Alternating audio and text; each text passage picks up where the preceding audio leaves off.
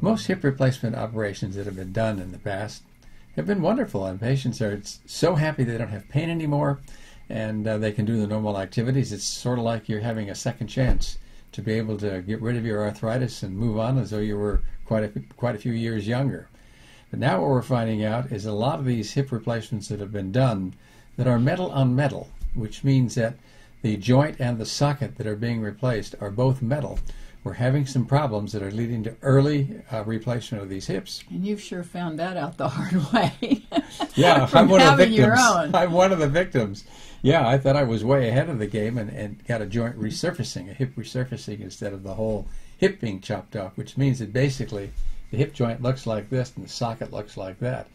When you do a resurfacing procedure, what you do is you just get a titanium surface that has a spike in it, and you run it into the head of the femur. And that saves the head of the femur there. Sort of like putting a crown on a tooth. Exactly like that. Now with a hip replacement, you chop this off, and then you put a whole new piece that you run into the bone, and then it connects with the socket on the other side. Now, when these things are done and just resurfaced, it's a better operation because you're saving a lot of bone, and if something goes wrong, you can always go back and do a hip replacement. But the one that I had done, you had to have it redone in a year. 11 months, yeah. The metal on metal is a problem because when it wears like this, little filings come off of cobalt and chromium if it's metal on metal, because the titanium is coated with both cobalt and chromium.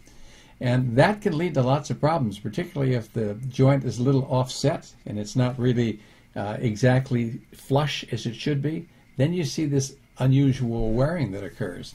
And a lot of people are being poisoned by that in a way that's pretty severe because it causes a lot of pain and it causes a lot of biochemical changes because of the high levels of cobalt and chromium. And for you, it caused a lot of scar tissue.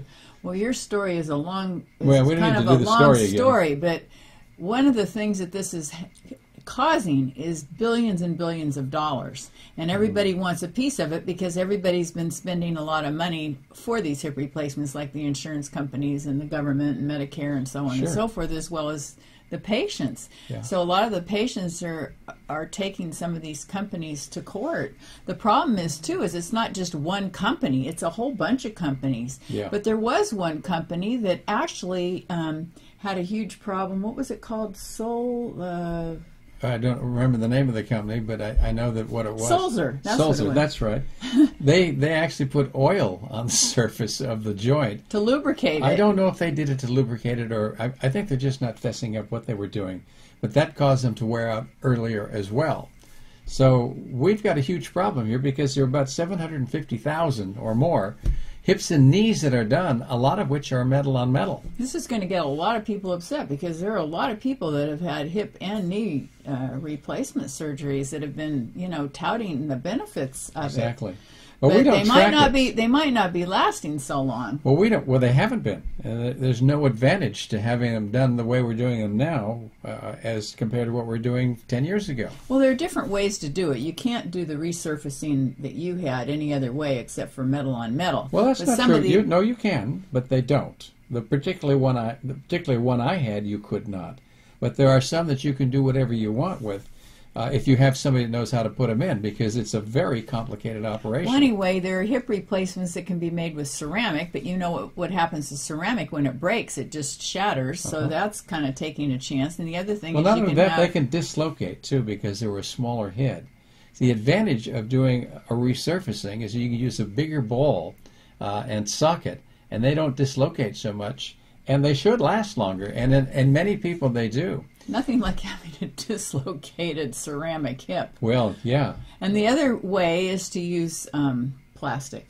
Well, they're using polyethylene on one side, which is what I did in my own when I had to have it removed and another one put in, because I didn't want to get into the same problem again. The trouble is that those can wear out faster. They can, but the good news about that is that you can pop that piece of the cap off and put a new one on, but the problem is getting to it because you have to have another operation. Well, that was the other thing, because one of the surgeries that you had, the first one that he had serious complications from the spinal anesthetic that almost killed him. Well, there are lots. So you just never know what can happen when you go to surgery. Yeah, well, that's right.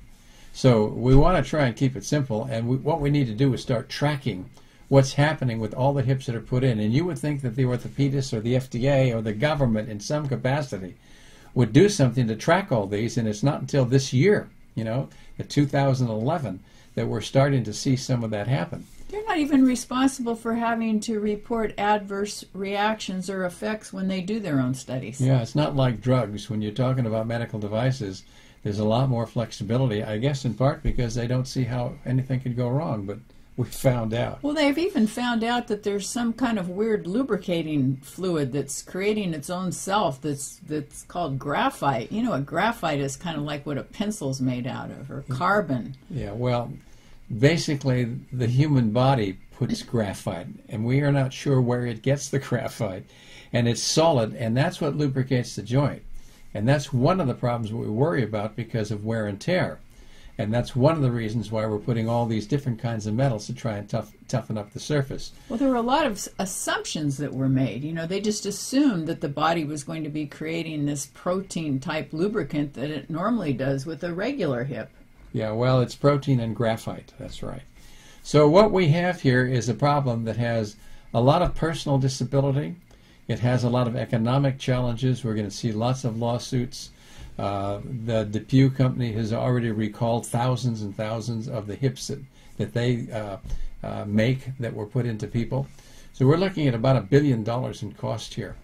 So I guess what the moral of this story is that we need to track what we're doing. The FDA has to do a better job of supervising what's happening, or we're going to wind up with what seems to be a good opportunity that turns into a financial and a personal disaster.